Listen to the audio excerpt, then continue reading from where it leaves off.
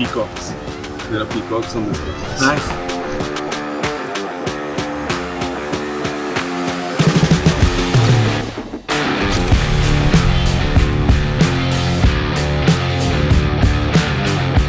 Morning.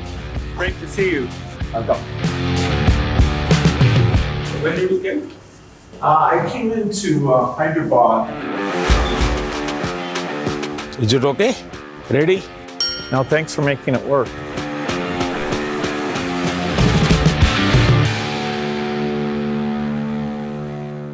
Bill, आपका स्वागत है और मुझे खुशी हुई। वैसे इस बार हमारे मिलने में शायद बहुत बड़ा गैप हो गया। G20 की पहले हमारी काफ़ी बातें हुई थी और आपने देखा होगा कि G20 एक प्रकार से काफ़ी दाएं बाएं चल रहा था। अब पूरी तरह उसका जिस हेतु से G20 का जन्म हुआ उस पर हम एक मेन स्ट्रीम में ले पाए हैं और शायद आप भी अनुभव करते होंगे। Well, the G20 is way more inclusive, and so it was fantastic to see that India, in hosting it, really raised things like digital innovation and how this South-South collaboration can be far more than just the dialogue with the North. It can actually be a system that improves health. And you know, our foundation is so excited about the positive results that you've achieved here in India that we'll be a partner in trying to take that into many other countries.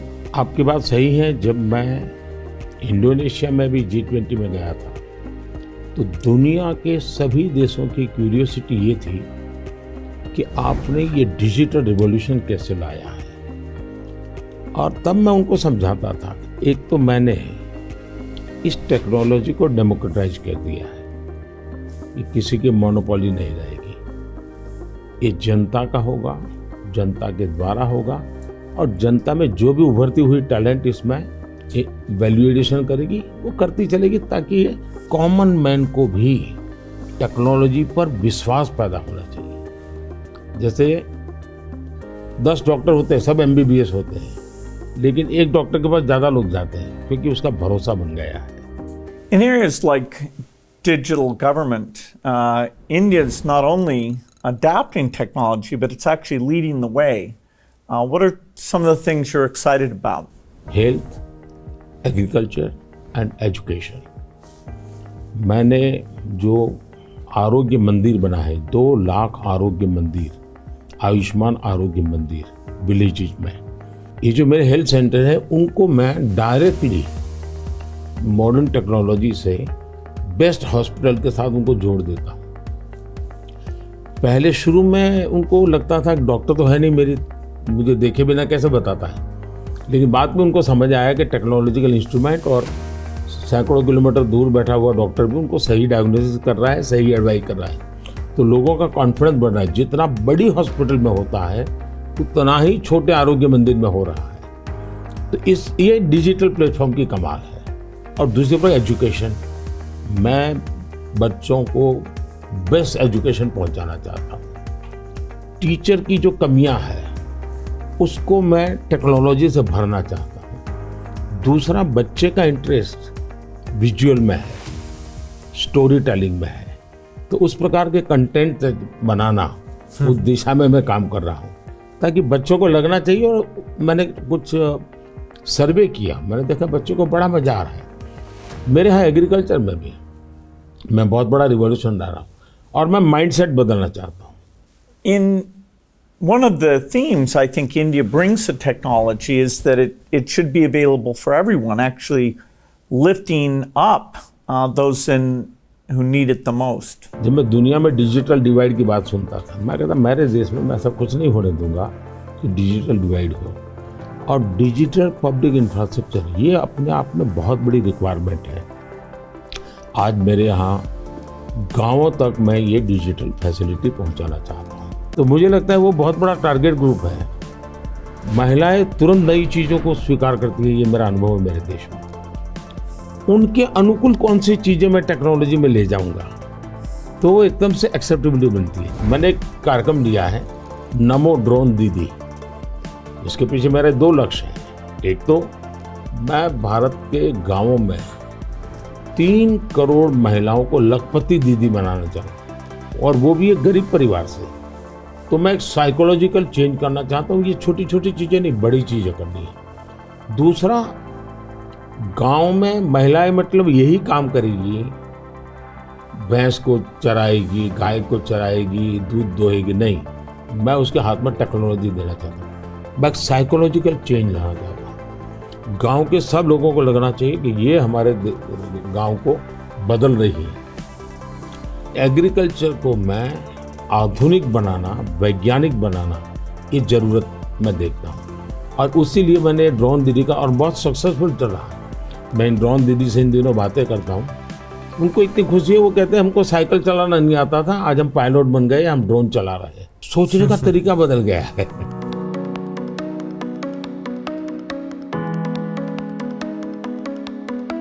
मैंने African countries के बहुत से लोगों से बात की।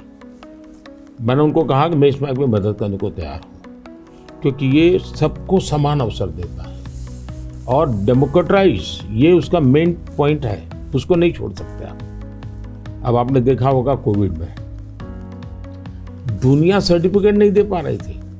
मेरे यहाँ मुझे वैक्सीन लेना है तो मैं कोविन ऐप पर जाकर के कितने डिस्टेंस पर मुझे मिलेगा, कौन सा टाइम स्लॉट मिलेगा, और मेरा सर्टिफिकेट भी मुझे within fraction of second मिल जाता था। और कोविन मैंने ओपन सोर्स कर दिया था, कोई भी उसका उपयोग कर सकता है। तो ये मेरा होगा, उसका कारण डिजिटली बहुत लाभ हुआ है मेरे देश में। और हम शायद जो इंडस्ट्रियल रिवॉल्यूशंस हुए, फर्स्ट सेकंड, हम पीछे रह गए क्योंकि हम गुलाम थे। ये चौथा जो इंडस्ट्रियल रिवॉल्यूशन है, जिसमें डिजिटल एलिमेंट सबसे बड़ा है, और भारत इसमें बहुत कुछ प्राप्त कर लेगा, ऐसा मेरा विश्वास है। Yeah, I think the key point is that the digital infrastructure just gets keeping richer.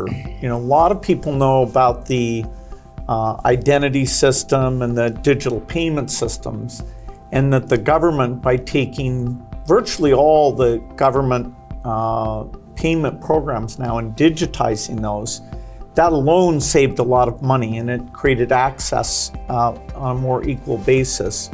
But now as you're moving into the different areas, advice for farmers, registering their land, tutoring for kids, and the health records, connecting all of those, that's kind of a second phase. And we're just at the beginning now of a third phase where these advances in artificial intelligence will come on top of that and make the value even better.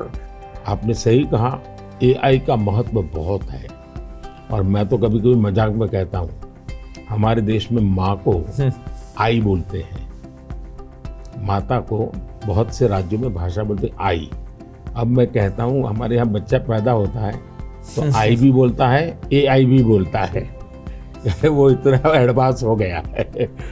अब देखिए मैं कैसे उपयोग करता हूँ, मैं आपको बताऊँ, जिसको देखकर आपको भी खुशी होगी कि कॉमन मैन कैसे AI का उपयोग कर सकता है। जैसे मैंने G20 में AI का बहुत उपयोग किया। मेरे पूरे G20 का परिसर था, उसमें पूरा का पूरा AI का उपयोग करके सारे इंटरप्रिटेशन की व्यवस्था मैंने AI से की। मैंने मेरे सभी ड्राइवर्स को मोबाइल फ़ोन पर ऐप डाउनलोड करवा दिया, उसके साथ बैठे हुए गेस्ट उनको करवा दिया।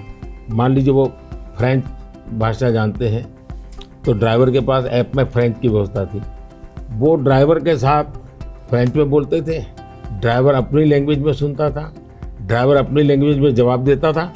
यानी ड्राइवर के साथ कम्युनिकेशन किसी भी लैंग्वेज में वो कर सकते थे। मैंने अभी एक प्रयोग किया, मैं काशी तमिल संगमम में कार्यक्रम करता हूँ, तो काशी में तमिलनाडु के लोग आए हुए थे, तमिल भाषा मैं बोल नहीं सकता हूँ, तो मैंने AI का उपयोग किया। मैं हिंदी में बोला और सबने मेरा भाषण तमिल में सुना AI के द्वारा। उसी I am using my NaMo app, और मैं AI का बड़ा उपयोग करता हूँ और मेरे लिए पूरे देश में बहुत काम आता है। ये मेरा फोटो बूथ है। अब आप सेल्फी ले लीजिए इस पर, take the selfie.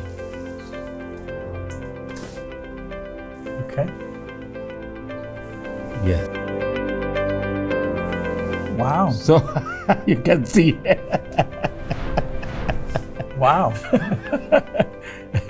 Not only this, since last 20 years, मेरे साथ आपके जितने भी फोटो होंगे, जितने भी मेरी फोटो होंगे 20 साल की, सारे इस पर आ जाएंगे।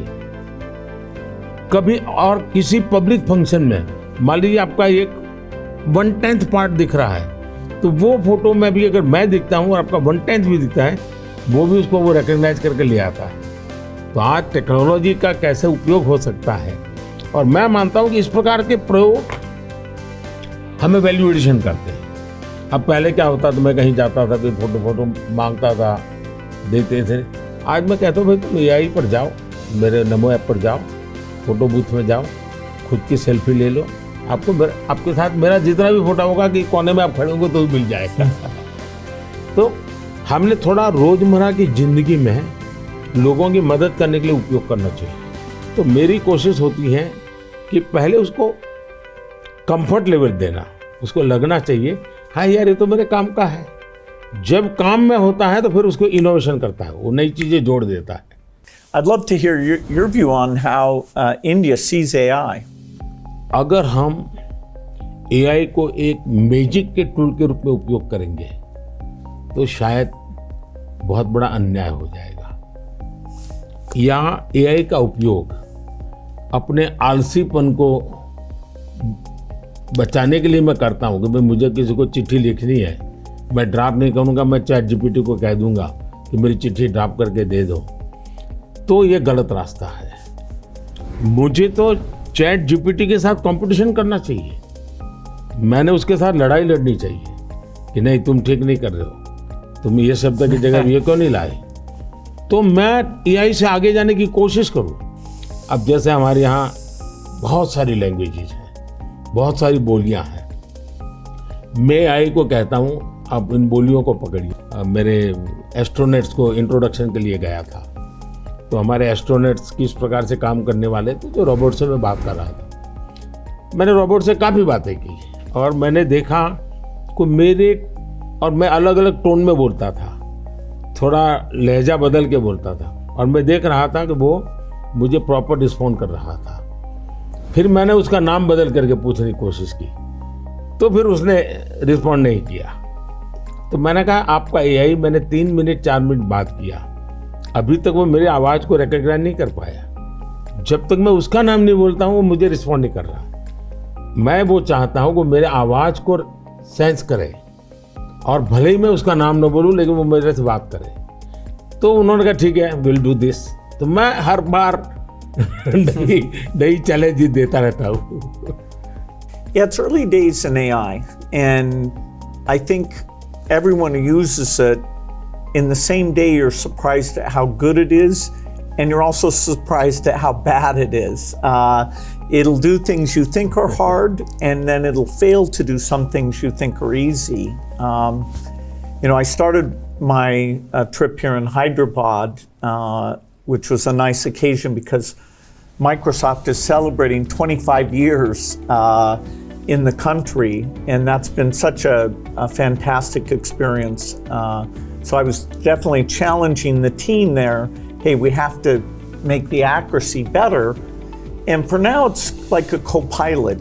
It helps suggest things, but the final decision about medicine or the letter you want to write, the final decision, we still have to review that, even though it may make us a bit more creative and a bit more productive. It seems like AI is a huge opportunity, but there's some challenges that come with that. How do you think India will approach that? देखिए, AI ने जो challenges खड़ी की है, वो मैंने देखा है कि इतनी अच्छी चीज अगर प्रॉपर्ली ट्रेन किया बिना किसी के हाथ में दे दी जाए तो वो मिसयूज होने की संभावना ज़्यादा है। अब मैंने AI से जुड़े सारे ब्रेन से उनसे भी बात की। मैंने कहा शुरू में हमने कोई भी AI जनरेटेड चीज़ है तो उस पर आना चाहिए वाटरमार्क कि ये AI जनरेटेड है, ताकि कोई मिसगाइड ना हो। और ये बुरी चीज़ नहीं है, सिंपली इट्स AI जनरेटेड, तो मैं उसका वैल्यू समझ लूंगा। डीप फेक भारत जैसे डेमोक्रेटिक कंट्रीज में और इतनी विशाल कंट्री में कोई एक डीप फेक में कुछ भी चीज डाल दे, जैसे मेरे ही वॉइस में कुछ ऐसी गंदी चीज डाल दे, तो शुरू में तो लोग मान जाएंगे, तो बहुत बड़ी आग लग जाएगी। तो ये जरूरी है कि डीप फेक AI जनरेटेड और ये सोर्स है, ये आज शुरू के दिनों में, आगे चल करके क्या होगा जरूरत नहीं पड़ेगी शायद, लेकिन ये हमने कुछ डूज एंड डोंट्स उस पर सीरियसली सोचना पड़ेगा। उसी प्रकार से मैं AI से पहले काम वो लूं जिसकी मेरी महारत हो और मैं थक गया हूं, सो जाऊं, वो कर लेगा, तो वो ठीक नहीं है।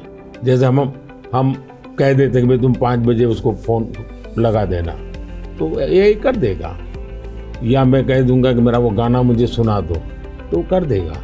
तो मुझे पता होना चाहिए ना कि भाई मुझे इस समय किस गाने को सुनने की जरूरत है, मेरे लिए क्या रिक्वायरमेंट है। अगर मैं ये ना कर दूं, मेरे से टूल का ही उपयोग करने के लिए खेल खेलता रहूं, तो शायद मैं वैल्यूएशन नहीं कर पाऊंगा, टाइम पास कर लूंगा। In the AI world, data is so important, and yet, people have concerns, privacy concerns. How do we strike the balance there? Data एक बहुत बड़ा इश्यू बना हुआ है, हमने उसकी सिक्योरिटी भी देखनी चाहिए। भारत में कानूनी व्यवस्था तो की है, लेकिन लोगों को भी अवेयर करना पड़ेगा। अब जैसे मैंने आज हमारे देश में यूनिवर्सिटीज वगैरह सारे सर्टिफिकेट क्लाउड में रखवा देता हूँ, ताकि खर्चा भी बचता है और जो भी रिक्वायरमेंट मिल जाती है। मेरे यहाँ कंप्लायंसेस की ज़रूरत होती थी, मेरे सारे कंप्लायंसेस की कोई ज़रूरत नहीं है, आप अपना डेटा एक क्लाउड पर डाल दीजिए, मुझे आपका आइडेंटिटी दीजिए, मुझे जो ज़रूरत है मैं उसमें से ले लूँगा। तो मैं नागरिकों का ईज ऑफ लिविंग के लिए टेक्नोलॉजी का बहुत उपयोग कर रहा हूँ दिनों। सर्विसेज के लिए पहले करता था, अब मैं ईज ऑफ लिविंग के लिए कर रहा हूँ। Yeah, data is definitely, it's going to be very exciting that we'll be able to preserve privacy and still learn a lot from the data. Like which crop should you plant? If we get all the data from the farmers without their names, so we don't invade their privacy, but giving better farmer advice, or seeing here in India, the top 10% of teachers are so good, and saying, okay, what are they doing, and how do we spread that to the other people?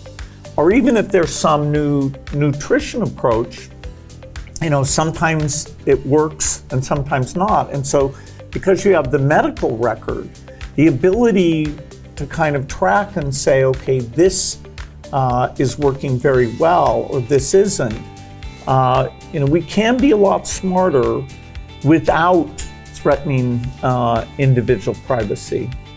मैं इसको दो तरह, एक हमें common man को भी quality data के लिए ट्रेन करना पड़ेगा। हमारे डेटा में क्वालिटी होनी चाहिए, क्लैरिटी होनी चाहिए।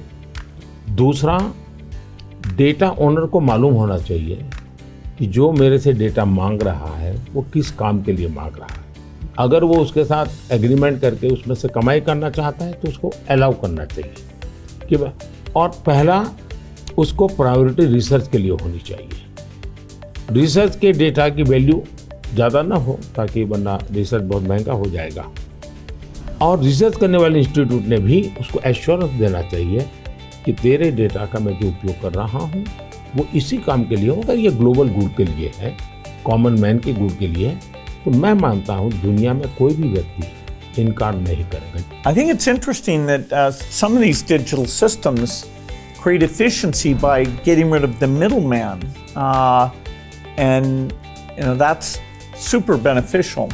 मैं तो कभी कभी कहता हूँ कि मैं ऐसी सरकार चलाना चाहता हूँ एज फार एज मध्यम वर्गीय जो वर्ग है उसकी जिंदगी से सरकार बाहर निकल जाए, उसकी जिंदगी में सरकार की कोई ज़रूरत ही ना हो। जो गरीब है जिसको सरकार की ज़रूरत है वहाँ सरकार भरपूर हो, लेकिन जिसको कोई ज़रूरत नहीं, बिना कारण सरकार जा कर के उसको कोई ये लाओ वो लाओ, ये करो वो करो करती रहती है, तो वो बंद हो जाएगा। और इसलिए मेरी कोशिश यही है कि हमारा प्रयास यही रहेगा कि हम इसको करें। In 2015, one of the great things we did together was you came to Paris for that mission innovation. That was fantastic. Yes. Climate के संबंध में हम दोनों के विचार एक ही प्रकार के हैं और आपने बहुत सक्रियता से भूमिका भी अदा की। तो उस समय ओबामा, आप, मैं और फ्रांस के प्रेसिडेंट हम मिले थे और तब हम लोगों ने डिटेल में चर्चा की थी हम इसको वे फॉरवर्ड कैसे ले जाएं। लेकिन दुर्भाग्य से वो बात ज़्यादा आगे चली नहीं। लेकिन G20 के बाद क्लाइमेट को लेकर एक वातावरण बना है कि भाई सब लोग अपनी अपनी जिम्मेवारी अदा करेंगे। तो जो हमने बीज बोए थे और जिसमें आपकी भी बहुत बड़ी भूमिका थी, वो अब कुछ वटवृक्ष के रूप में सामने आएगा, ऐसा मुझे लग रहा है। मैं समझता हूँ क्लाइमेट एक ऐसा विषय है, ज़रा खुले में जाकर के हम लोग बात कर रहे थे। भारत, मुझे बहुत खुशी है कि हम रिन्यूएबल एनर्जी के क्षेत्र में बहुत तेज़ी से आगे बढ़ रहे हैं। सोलर एनर्जी, विंड एनर्जी, हम काफ़ी काम, हम न्यूक्लियर के अंदर काफ़ी तेज़ी से आगे बढ़ना चाहते हैं।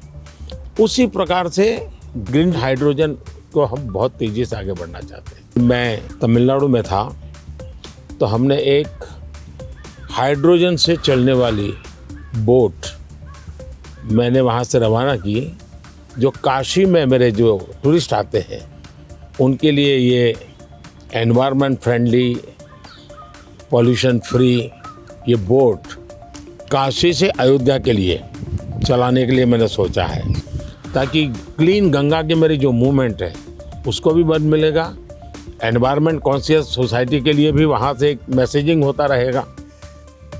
Well, India brings to the climate change a rich history of caring about the environment. How do you see connecting those? हमारे यहाँ रीयूज, रिसाइकल ये हमारे नेचर में है। अब देखिए ये जो जैकेट है ये रिसाइकल मटेरियल का है, लेकिन ये रिसाइकल मटेरियल की भी विशेषता है। इसकी विशेषता ये है, जो टेलर के यहाँ कपड़े के टुकड़े निकलते हैं ये सारा वेस्ट इकट्ठा किया हुआ है। फिर जो पुराने कपड़े हैं उसको भी इसमें लिया हुआ है और 30-40% वेस्ट प्लास्टिक बोतल को लिया हुआ है और उन सबको रिसाइकल करके ये कपड़ा बना है। Yeah, the innovation both here in India and the world is coming along. Are the goals that we set, staying below 1.5 degrees, we probably will miss that. Even 2 degrees isn't going to be so easy. And the thing you and I really emphasized in Paris is the need for innovation. If the green approach can be made as cheap or cheaper than the old approach, then the adoption will be very good. If it's more expensive, it's not clear who's going to be willing to pay for that. Should the rich countries pay for that?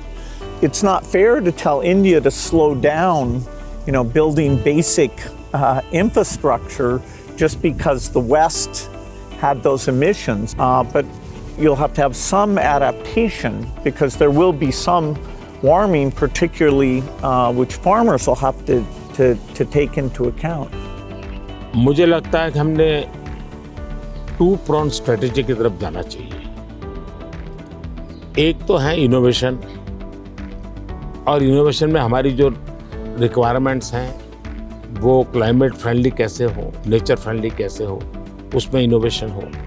Bharat ने अभी अपने इस budget में 1 लाख करोड़ रुपए का corpus fund बनाया है और यंग जनरेशन को हमने कहा है कि आप इनोवेशंस के लिए आइए, 50 साल तक इंटरेस्ट फ्री लोन हम देंगे और आप इनोवेशन कीजिए। 1 लाख करोड़ रुपए का मैंने जो अपकमिंग टेक्नोलॉजीज है, फ्यूचरिस्टिक टेक्नोलॉजी है, उस पर आप रिसर्च करिए, इनोवेशन कीजिए। तो मैं एक तरफ उनको प्रोत्साहित करूँ, लेकिन दूसरी एक बात है जिसको गंभीरता से ले, और ये वो लाइफस्टाइल, और इसलिए मैंने मिशन लाइफ शुरू किया है। और मैं जब लाइफ कहता हूँ तब लाइफस्टाइल फॉर एनवायरनमेंट, क्योंकि हमारी रोजमर्रा की जिंदगी में अगर हम क्लाइमेट फ्रेंडली लाइफस्टाइल स्वीकार नहीं करते, प्रो नेचर हम जीवन नहीं जीते हैं, तो हम बाहरी कितने ही प्रयास क्यों न करें, हम नए नए इनोवेशन करेंगे, नई नई चीज़ें जोड़ते जाएंगे, हम अपनी जिंदगी को ऐसी कैसे बनाएं। अब हमारा मुसीबत क्या है, हमारा प्रगति का आंक क्या, तो भाई कौन सा देश कितना स्टील उपयोग करता है, कौन सा देश पर कैपिटल कितना एनर्जी कंज्यूम करता है, उसके आधार पर उस देश की इकोनॉमी में जा। अगर ये पैरामीटर रहेंगे तो फिर वो इलेक्ट्रिसिटी कंज्यूम करने के लिए कोशिश करेगा, स्टील कंजम्पशन की कोशिश करेगा, फिर स्टील उत्पादन के लिए लगेगा, तो स्टील उत्पादन में कार्बन का प्रॉब्लम करेगा। मतलब हमने हमारी सोचने के तरीकों बदलना पड़ेगा। जब सोचने के हमारे पैरामीटर, जिंदगी के पैरामीटर, प्रगति के पैरामीटर हमने क्लाइमेट फ्रेंडली बनाने चाहिए। आज हमारे प्रगति के सारे पैरामीटर एंटी क्लाइमेट है। बिजली कंजम्पशन के आधार पर प्रगति नापी जाती है, स्टील कंजम्पशन के आधार पर प्रगति नापी जाती है। Yeah, I've been interested in your discussions about green GDP. Update me on your thinking. मैं तो कहता हूँ दुनिया को ग्रीन जीडीपी के कंसेप्ट को डेवलप करना चाहिए कि भाई तुम्हारी टोटल जीडीपी में ग्रीन जीडीपी कितनी है, टोटल रोजगार में ग्रीन रोजगार कितने हैं। हम एक नया आखिर टर्मिनोलॉजी बदलनी चाहिए दुनिया की। तो मैं समझता हूँ कि समस्या का समाधान हो सकता है। लेकिन अगर मैं कहूँगा मैं तो जितना उपयोग करता हूँ करूँगा, मैं तो इतनी बिजली उपयोग करूँगा, मैं इतना पानी बर्बाद करूँगा, मैं ये करूँगा। Now, getting consumers involved in this, where they prefer the product that's the clean product when they're buying a car, when they're buying any product, and changing their food consumption. You know, even if they don't go all the way to be a vegetarian, they can eat less beef and more chicken, or less chicken and more fish. You know, they can moderate a bit, and you know, we know that also has some health benefit as well. Not only that, मैं तो कहता हूँ vegetarian में भी सोचने की improvement जरूरी है। वेजिटेरियन में जैसे मिलेट, मैं यूएन के साथ मिलकर के मिलेट ईयर मनाया। मिलेट का फायदा यह है कि एक तो बिल्कुल बंजर भूमि में मिलेट पैदा होता है, मिनिमम पानी चाहिए, कोई फर्टिलाइजर नहीं चाहिए, और ये सबसे उत्तम प्रकार का फूड है, ये सुपर फूड है। अगर हम मिलेट को प्रमोट करते हैं तो वेजिटेरियन होने के बावजूद भी बहुत सी चीज़ें हैं जो ज़्यादा नुकसान करने वाली है, उसमें भी अगर मिलेट पर शिफ्ट करते हैं तो बहुत फायदा हो सकता है।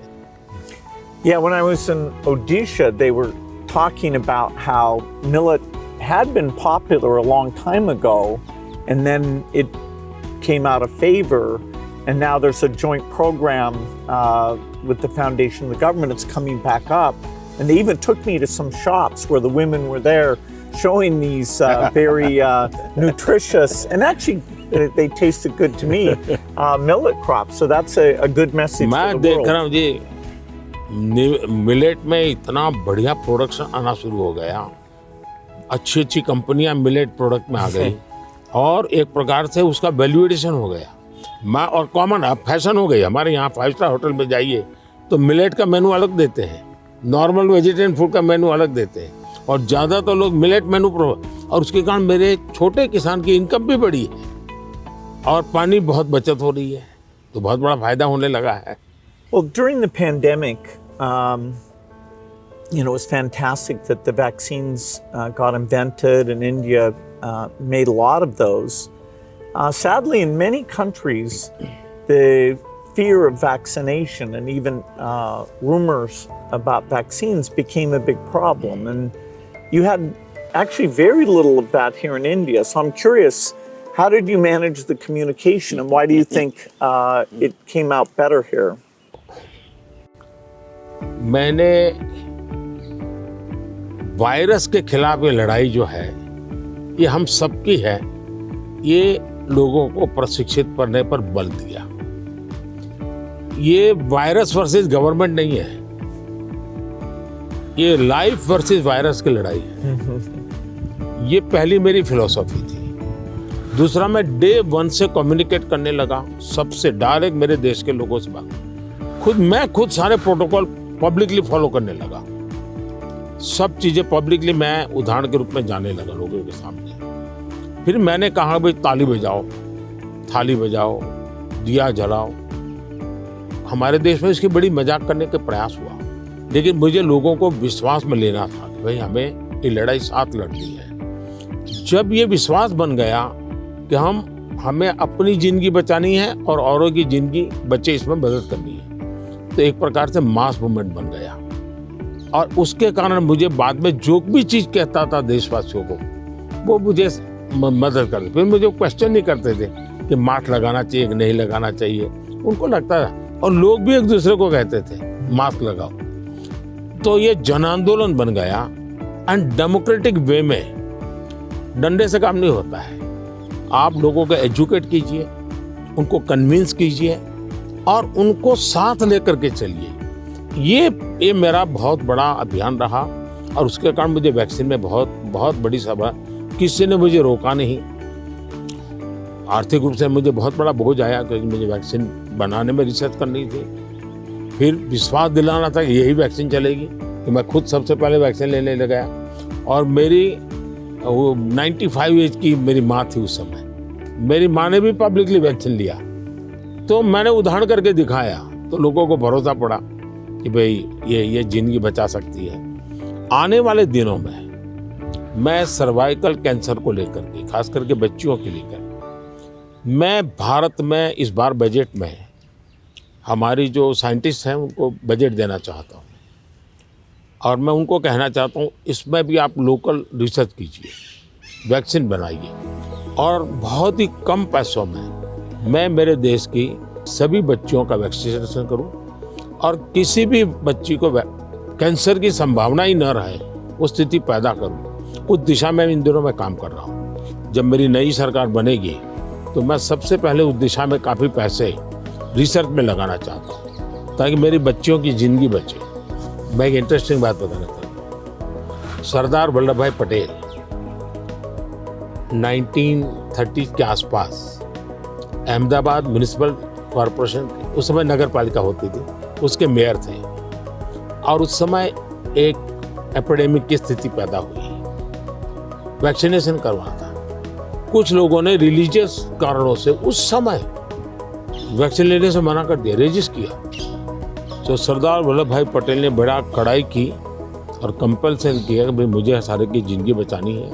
यानी ये रेजिस्टेंस दुनिया के हर देश में सदियों से चला आया रहा, लेकिन अगर उसको ओपन अप करके हम करें तो शायद ठीक हो जाता है। तो मैंने सुना है कि आप गुजरात में स्टैच्यू ऑफ यूनिटी पर जा रहे हैं, आपने शायद उसके विषय में कुछ पढ़ा होगा, आपने जाने का कार्यक्रम बनाया है तो। No, it's, I'm very much looking forward to that.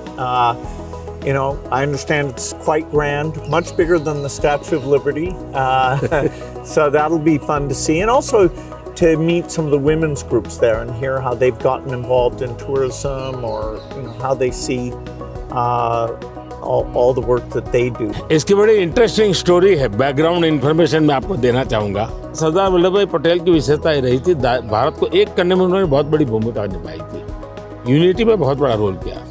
तो मैं जब गुजरात का मुख्यमंत्री था, मैंने एक मास मूवमेंट शुरू की। मैंने लोगों को अपील की कि हर गांव से मुझे खेत में जो उपयोग किया है औजार, उसका लोहे का टुकड़ा चाहिए। हर गांव से एक लोहे का टुकड़ा चाहिए, और वो चाहिए क्या, जिसका कभी न कभी खेत में औजार उपयोग किया है। तो हिंदुस्तान के 6 लाख गांवों से मैंने किसानों से लोहे का टुकड़ा इकट्ठा किया, उसको मेल्ट किया और उसका मैंने स्टैच्यू में उपयोग किया है। दूसरा, मैं हर गांव से मिट्टी लाया, उस मिट्टी का मैंने एक यूनिटी वॉल बनाया है। तो हिंदुस्तान के 6 लाख गांवों की मिट्टी उसमें है, और मेरा उसके पीछे स्पिरिट है यूनिटी का। हमने इतने बड़े देश की विविधताओं के बीच में एकता कैसे बनानी, उसके लिए मैंने स्टैच्यू बनाया। और स्टैच्यू ऑफ लिबर्टी से ये डबल साइज का है, ये दुनिया का सबसे बड़ा ऊंचा स्टैच्यू, और कम से कम समय में बनाया। Yeah, I hope they have a video of the construction because I'm always fascinated how do you assemble something like that? इसका पूरा एक मैंने किताब निकाला है, स्ट्रक्चरल इंजीनियरिंग का पूरा। Okay. फिर फाउंडेशन स्टोन से लेकर के अब तक टेक्नोलॉजिकल इम्प्रूवमेंट कैसा हुआ, उसका डिटेल स्टोरी है, वीडियोग्राफी भी है और बुक फॉर्म में भी है। वो मैं अपनी टीम को बताऊंगा, वो आपको मिले, क्योंकि ये सच में। और मैंने सभी इंजीनियरिंग स्टूडेंट को वहाँ स्पेशली ले जाता था कि वो ये स्ट्रक्चरल इंजीनियरिंग का स्टडी करेंगे। इतना बड़ा काम कैसे हो रहा है, और वो बहुत ही उनका इंटरेस्टिंग था वो। अभी मैंने गुजरात में हिंदुस्तान का सबसे बड़ा सी केबल ब्रिज का उद्घाटन किया, हिंदुस्तान का सबसे बड़ा। तो मैंने इंजीनियरिंग स्टूडेंट को कहा तो वहाँ जाइए, उसका स्ट्रक्चरल इंजीनियरिंग का स्टडी कीजिए, क्योंकि मैं ये हमेशा इन चीज़ों में चाहता हूँ कि चीज़ें बना करके छोड़नी नहीं है, मैं उसमें इंस्टीट्यूशनलाइज करना चाहता हूँ, नई पीढ़ी को तैयार करना चाहता हूँ। So over our careers, technology's gotten so much better. I'm just curious in terms of your journey of using, PCs or phones or different types of software. Was there something that really drew you in, or what's that been like? एक तो मुझे पागलपन है technology का, खुद expert नहीं हूँ, मेरी क्यूरियोसिटी रहती है, बालक की जैसे रहती है वैसे रहती है। मुझे बहुत याद है, बहुत पहले मेरे पास एक गैजेट था, हाथ में रखने वाली छोटी सी डायरी थी, अच्छी थी लेकिन थोड़ा वेट था। मैं बहुत साल पहले यूएसए गया था, तो जब यूएसए गया तो मैं बड़े मॉल में जाता था, लेकिन मैं टेक्नोलॉजी वाली दुकान पे जल्दी जाता था। तो मैंने उनको कहा भाई ये इसका लेटेस्ट वर्जन कोई है क्या? तो वो देखता रह गया ये क्या है, बोले अभी तो हमारे देश में ये आया नहीं है, तो ये भी तो अभी आया नहीं, तो अगला वर्जन कहाँ से आएगा? तो मैं इतना एडवांस चीज़ों को ढूंढता रहता था, देखता रहता था, लेकिन मैं टेक्नोलॉजी का गुलाम नहीं हुआ, मैं किसी से बंधा नहीं हूँ। मैं पानी के प्रवाह की तरह नई चीज़ों को खोजता रहता हूँ, ढूंढता रहता हूँ, और कहीं पर मुझे सुनता हूँ तो मैं ले आता हूँ। और शायद मुझे जल्दी से करने का भी शौक़ है, उसको मैं जल्दी से जल्दी कैसे लाऊं, जल्दी जल्दी कैसे करूं। जैसे एआई दुनिया के चर्चा करने लगी तो मैं एआई के पीछे मैं क्या कर सकता हूं। दूसरा, मेरा ध्यान किसी चीज़ को देखता हूं, उसका मल्टीपल यूटिलिटी क्या होती है, और मेरी सब फैकल्टी उस पर काम करना शुरू कर देती है। मैं कोई चीज़ देखता हूँ तुरंत नहीं ये नहीं, ऐसा करो ऐसा करो ऐसा करो। तो ये शायद मेरा गॉड गिफ्टेड मेरा नेचर है। जो मैं समझता हूँ हमारे जो दर्शक हैं उनको शायद कुछ ऐसी चीज़ें हैं सुनना बहुत अच्छा लगेगा। आपकी ज़िंदगी के विषय में जो सुना है कि भाई गैरेज में आपने ज़िंदगी की शुरुआत की और वहाँ से यहाँ पहुँचे, उस जन्म में सबसे संतोषजनक पल कौन सा आया होगा? I'm so lucky. I was born at a time when the chip miracle happened. I got a very good education. I have kind of an optimistic view, so dropping out of school to take risk didn't seem that dangerous to me. I have to say, though, the most exciting thing is when you see people using the technology. When you go into a classroom and you see people using it. In a certain sense, I always wanted software for my own curiosity, and that I could take courses online and all that, and to see that other people, not only does it work for them, but it's kind of empowering them. That's been very gratifying. We still have a lot of limitations, but in that event with all the Microsoft India employees, it was kind of a milestone to see, okay, what had been a dream now was a group of brilliant people taking it to the next level. कौन सी किताब होगी जिसने आपको बहुत प्रभावित किया होगा? Well, I think the one, and people are going to read one, is Steven Pinker wrote one called The Better Angels of Our Nature. If you learn about the world, you see all the shortcomings. Children are still dying, and it can actually, the more you learn, it can seem very bleak. But the truth is, we have made incredible progress. More children are surviving. And so we have to both be upset that it's not good enough, but also understand that incredible progress. And so I thought that book really captures that duality in a brilliant, brilliant way. One question I've always wanted to ask you is, you're one of the hardest working people ever, but I'm just curious, when you do want to relax, do you have a game or something that helps you to take time off? मेरे यहाँ relaxation auto pilot है, और वो मेरे जिंदगी को मिली हुई एक स्पिरिचुअल प्रसादी है मेरे गुरुजनों से, जो मुझे बहुत बड़ी ऊर्जा देती है। काम ज़्यादा कर सकता हूँ, करता हूँ, वो मेरा कोई फिजिकल एनर्जी के कारण है ऐसा मुझे नहीं लगता है, मेरे कमिटमेंट के कारण है। मेरे मन में हमेशा एक इमोशनल अटैचमेंट है कि जो मिशन मेरे सामने है मैं उसको जीता हूँ, मैं मिशन के लिए जुड़ जाता हूँ, जो इसलिए मुझे और कुछ दिखता नहीं है। तो एक तो ये वो कारण है। दूसरा, मेरा शरीर का ट्रेनिंग ऐसा हो गया, I can say body training. जैसे मेरी बहुत कम नींद है, मैं लेट नाइट तक काम कर सकता हूँ, मैं आज भी बहुत जल्दी उठ जाता हूँ और मैं हमेशा फ्रेश रहता हूँ। और ये कारण था मेरा, जब एक कालखंड था जब मेरा हिमालयन लाइफ था, तो उसमें एक हमारी परंपरा रहती थी, जो संन्यास्त परंपरा में ब्रह्म मुहूर्त में स्नान करना, तो करीब वो 3:20 3:40 के बीच में होता है सुबह मॉर्निंग में। तो मैं उन चीज़ों से बड़ा आदी बना हुआ था, तो मेरा बॉडी एक प्रकार से ट्रेन हो चुका है और इसलिए मुझे रिलैक्स करने के लिए कुछ एक्स्ट्रा किसी चीज़ की ज़रूरत नहीं पड़ती। और उसके कारण एक कमी भी है कि मैं कोई एक्स्ट्रा एक्टिविटी जानता भी नहीं हूँ, क्योंकि मैं इसी में लगा रहता हूँ, अपने काम में नया नया करता रहता हूँ। तो ये एक अच्छाई भी है, कमी भी है। Well, we've had fantastic partnership working together, and I see many opportunities to do even more. So look forward to talking again, whether it's the next time I'm here or hopefully I'll see you in Seattle sometime. मुझे बहुत अच्छा लगा और कई विषयों पर ऐसे गप्पे मारने का मौका मिला। वैसे भी जब भी मैं आपके साथ मिला हूँ, मैंने आपका काफ़ी समय भी लिया है हमेशा, क्योंकि आप पूरी दुनिया घूमते हैं, आपके मन में गरीबों के लिए कुछ करना, न्यूट्रिशन में कुछ करना, एजुकेशन में कुछ करना, हेल्थ में करना, ये मैंने फील किया है कि आप मन से कमिटेड हैं। तो मुझे हमेशा लगता है कि आपके पास नए विचार होते हैं, नए, और आज भी आप नए विचारों के लिए उत्साहित होते हैं। आप आराम से ज़िंदगी गुजारना नहीं चाहते, तो इसलिए मुझे हमेशा आपके साथ बात करना अच्छा लगा है और मुझे हमेशा कुछ ना कुछ जानने को मिला है, सीखने को मिला है।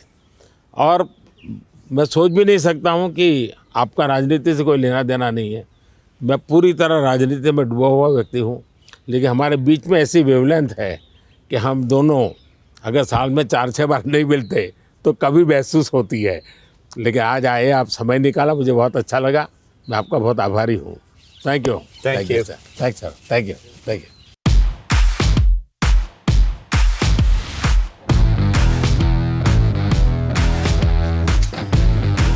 These are some nutrition books. Finally, we're making progress on nutrition. Yes, thank you.